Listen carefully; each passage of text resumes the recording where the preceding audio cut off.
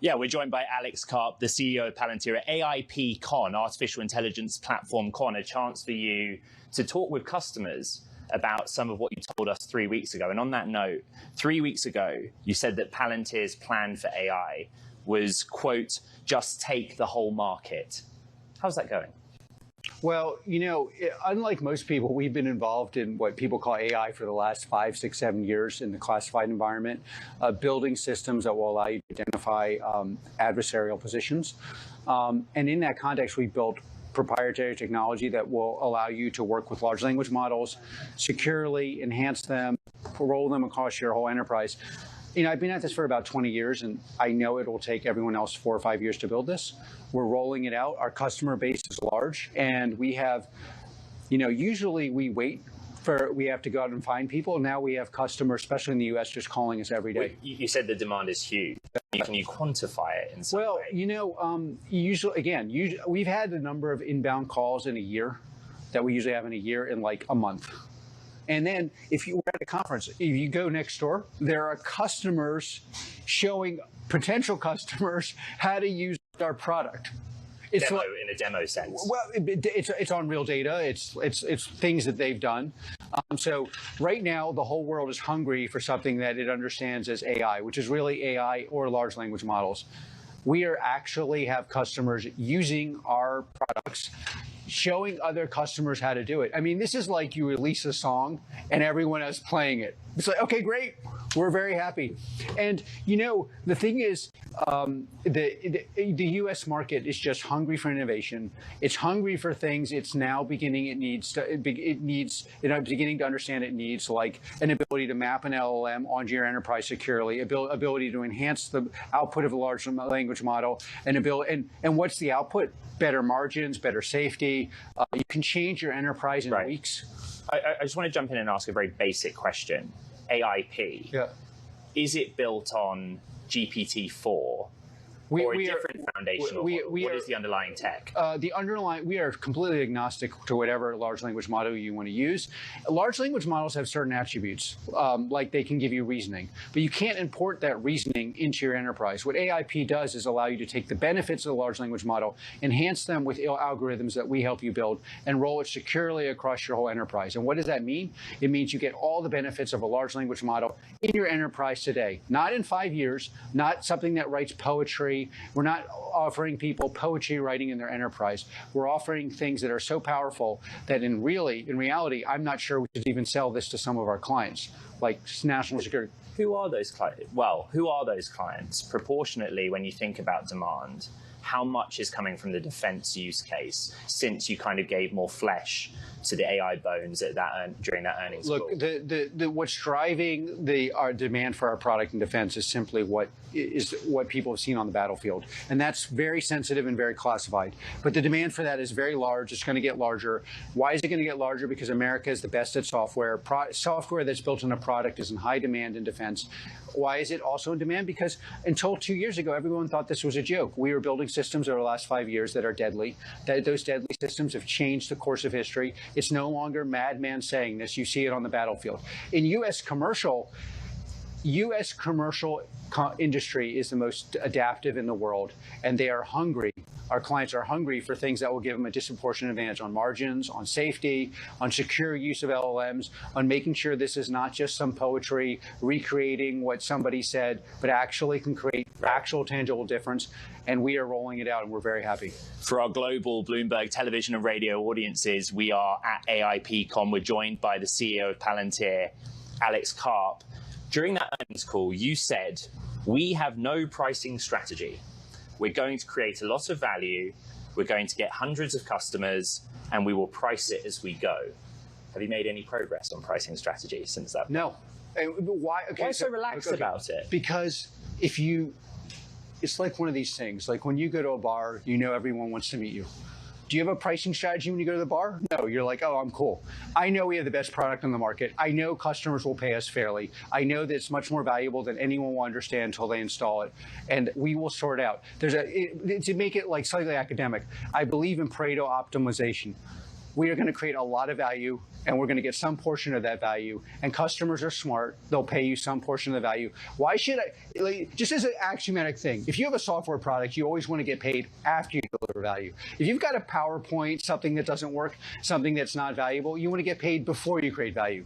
We know it's valuable. We know it's much more valuable than people understand. We know we're going to continue to augment that value, and we're going to get paid along the way. Well, the counter consideration is how much you invest in the product. But we've already invested billions in building these things in various components over the last 20 years, and we have the IP, and we're basically sewing it together and adding things on top of it. And so we know we have the IP. We're certain of the value. Why would we? So again, I come to you. I'm like, hey, I'm certain this is very valuable. Pay me $10 million. What are you going to say?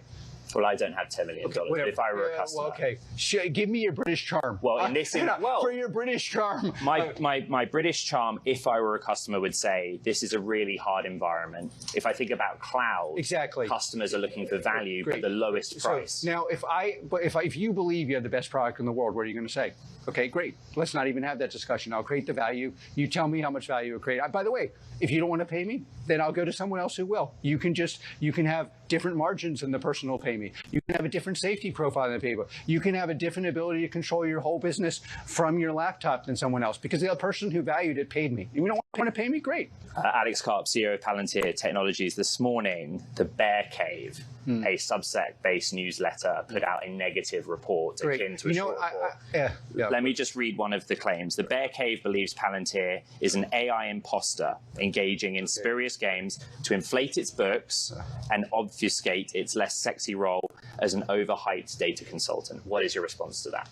The Bear Cave is a bear cave. They can stay in their bear cave. We're a profitable software company. Those are interesting critiques of us, and we have the best products in the market, and that's why they're profitable, and we will win.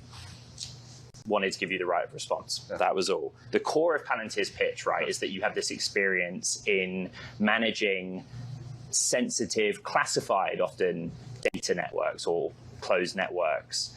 How does that work in the training of the LLMs that are going into AIP? Is it difficult when you have that kind of restriction on the data source? It's a very, very, very important technical question. To use LLMs at scale in a classified and sensitive environment, you have to have something like a data model that trains the data model and something like branching and access control. Those products take decades to build. We have them. But if you have those products, you can segment in real time what they're already built. They're already built. They're already part of all of our core 5. They're part of PG. They're part of Foundry. We roll them out to our current customers. Many of our customers have not needed to use these. They now need to use them. Why do they need to use them? Because if you in any environment, you're going to have records that you're going to have data and insights you're not going to share with a large language model. You're going to have data and insights you do want to share, and you're going to have a hybrid, and that requires a segmenting, branching architecture. And one of the things we built over the last 10 years randomly because we thought it would be valuable someday was that. For our Bloomberg radio and television audiences worldwide, we are with Dr. Alex Karp, the CEO of Palantir. An interesting case study is Ukraine. You've deepened your relationship and activity with Ukraine using AI in one case to help with reconstruction. Yeah. How else? Explain how it works. By the way, my real answer to the short people is ask the Russians.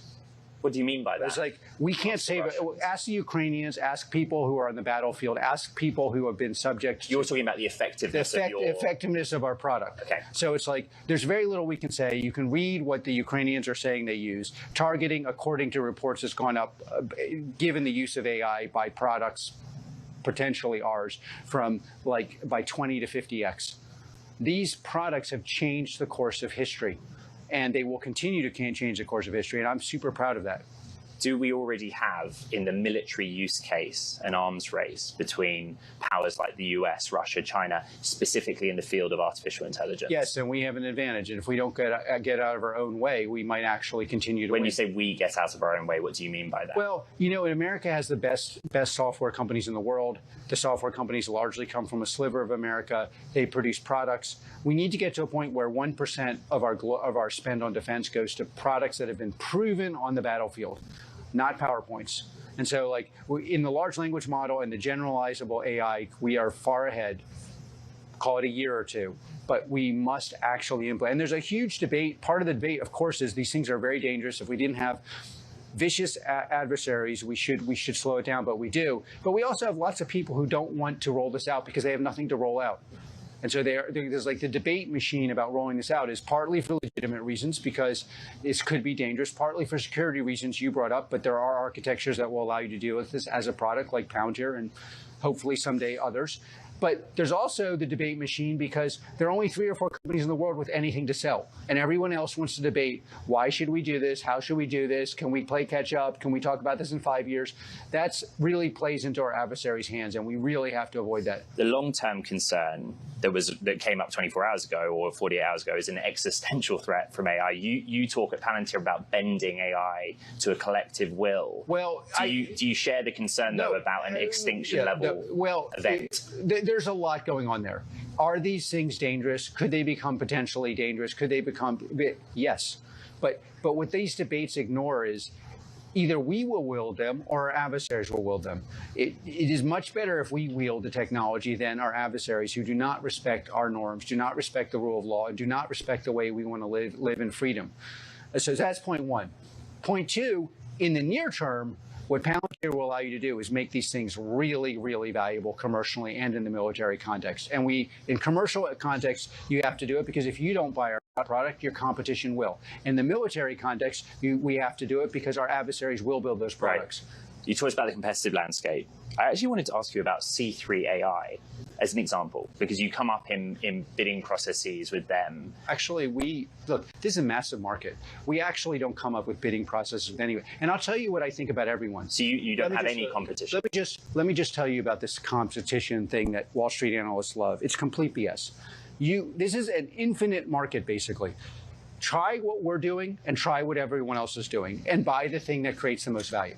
On an infinite market, Bloomberg Intelligence put out this research report this morning that says generative AI as a market will be 1.3 trillion in 2032. That requires compound annual growth of about 40% a year from this point over a decade. Do you see that as realistic? Well, what I see, I don't know. Based on the markets you operate in. Look, these experts just make stuff up. But what we know is this is a large, basically impossible to measure market.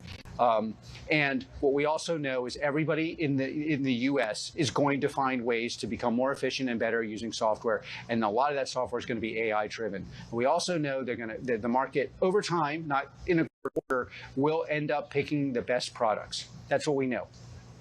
In the United Kingdom, my home country, the FT is reporting that within the NHS, as a case study, there is some concern about deepening the data relationship with Palantir. What would be your answer to those concerns? Look, outside of America and in the UK, there are legitimate questions that get asked. Where's the data going to go? How is it moved? Who touches it? Does it get exported to the US? Can we verify how it was used under what context? And can we make sure that the underprivileged people of the UK actually get the same treatment as the privileged people, including not just in treatment, but future treatment, which is a huge issue in the UK because there's a backlog. So how do you deal with the backlog equitably? Palantir provides the most robust, transparent software in the world, which is part of the reason we're having an AI bonanza, because to make AI work, you have to show how it works. How did the transform work? How does the branching work? How does the ontology work? How does it map to LM? This is exactly what you have to show in a hospital context. Who worked with the patient? Under what condition? What doctor? Was the person equitably and fairly treated? What happens to backlog? By the way, we've proven we can do this as a product safely, efficiently, and under the hardest conditions in the UK. And I really hope we win that for our sake, but also for the sake of our UK employees and others that we greatly respect, and because transparency leads to the fairest, most ethical and justified outcomes you can get. Dr. Alex Karp, CEO of Palantir, thank you for having us at AIPCon here in Palo Alto. Thank you. Back to